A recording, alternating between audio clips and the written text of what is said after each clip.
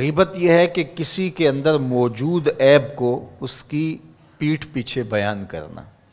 سیدہ عائشہ رضی اللہ تعالی عنہا سے مروی ہے، انہوں نے حضور سے پوچھا کہ بعض اوقات کسی میں کوئی عیب موجود ہوتا ہے اور اس کو اگر بیان کیا جائے، وہ تو اس کے اندر موجود ہوتا ہے، تو فرمایا اس کو اگر بیان کیا جائے جو موجود ہوتا ہے یہی تو غیبت ہے، اور اگر موجود نہیں ہے تو بیان کیا جائے یہ تو بہتان ہوگا، جو کبیرہ گناہوں میں سے ایک گناہ ہے۔ اور کسی کے اندر عیب موجود ہو اور اس کو بیان کرنا اور اس کی شرعی ضرورت نہ ہو۔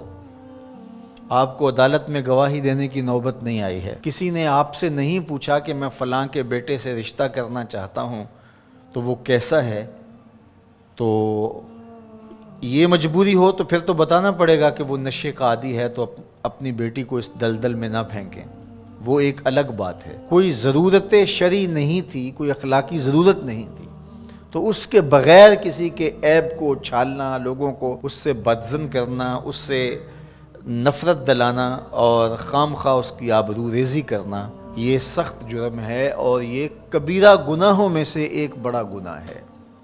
اور یہ بات ذہن میں رکھیے گا کہ اگرچہ غیبت عام ہو گئی ہے اور عام ہونے کی وجہ سے اس کو عیب نہیں سمجھا جا رہا، تو اس کا یہ مطلب نہیں ہے کہ یہ عیب نہیں رہا، یہ پھر بھی عیب ہے، اور اتنا بڑا گناہ ہے کہ فرمایا گیا الغیبۃ اشد من الزنا، غیبت بدکاری سے بھی بڑا گناہ ہے۔ اور پھر بدبختی، معاشرتی قدروں کی پامالی یہ ہے کہ کسی کی بدخوئی کرنا یہ تو معمول زندگی لوگوں کا بن ہی گیا، لوگوں کی بیٹیوں کے تبصرے لوگوں کی مجلسوں میں آ جاتے ہیں۔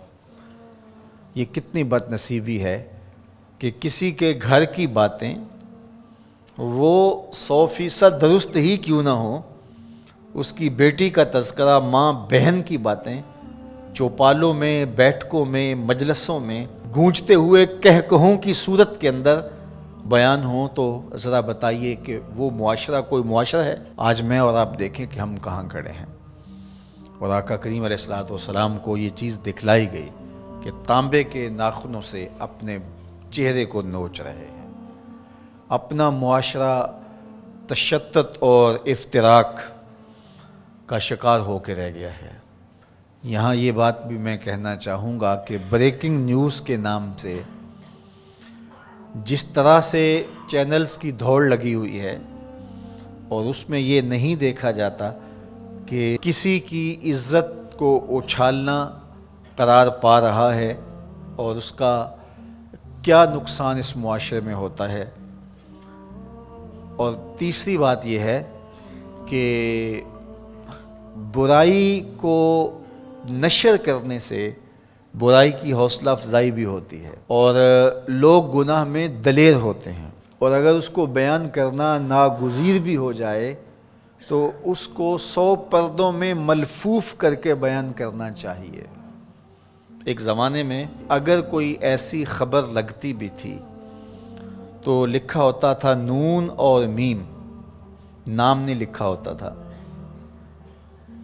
دونوں قابل اعتراض حالت میں پائے گئے اور پولیس نے موقع پر گرفتار کر لیا۔ تو نون اور میم لکھا ہوتا اور قابل اعتراض حالت، بس یہی ہوتا۔ اور اب یہ بریکنگ نیوز کے چکر کے اندر کیمرہ لے کے اندر گھس جاتے ہیں اور قوم کو دکھا رہے ہوتے ہیں، اور ہم اگر میڈیا پہ آئیں اور دیکھیں تو لگتا ہے کہ معاشرے کے اندر برائیاں ہی برائیاں ہیں، اچھائیاں نہیں ہیں۔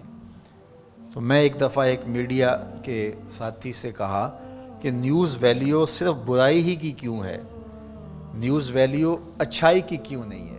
اچھائی کو بیان کیا جائے، برائی کو بیان کرنا مقصود بھی ہو تو اس کے لیے ملفوف لفظ ہونے چاہیے۔ آپ سورہ یوسف پڑھ سکتے ہیں، قرآن مجید کا اسلوب دیکھ سکتے ہیں، پوری سورت کے اندر منفی کرداروں کا نام نہیں ہے، چاہے وہ حضرت یوسف علیہ السلام کے بھائی ہوں یا عزیز مصر کی بیوی ہو، ان کا کنایے سے ذکر کیا گیا۔ اور جو مثبت کردار تھے، سورہ یوسف اٹھا کے دیکھیے، بار بار یوسف صدیق کے لفظ آ رہے ہیں، یوسف یوسف کی پکار آ رہی ہے۔ حضرت یعقوب کا ذکر آ رہا ہے۔ اللہ اکبر۔ تو اچھے کرداروں کو ابھارا جائے اور برے کرداروں کا ذکر کرنا بھی ہو تو ملفوف طریقے سے، تو معاشرے میں صالحیت پیدا ہوتی ہے۔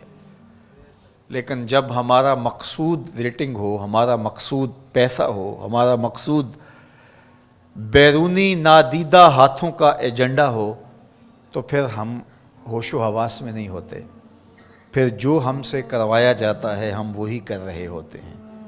یہ بد نصیبی ہے اور یہ دردناک کہانی ہے۔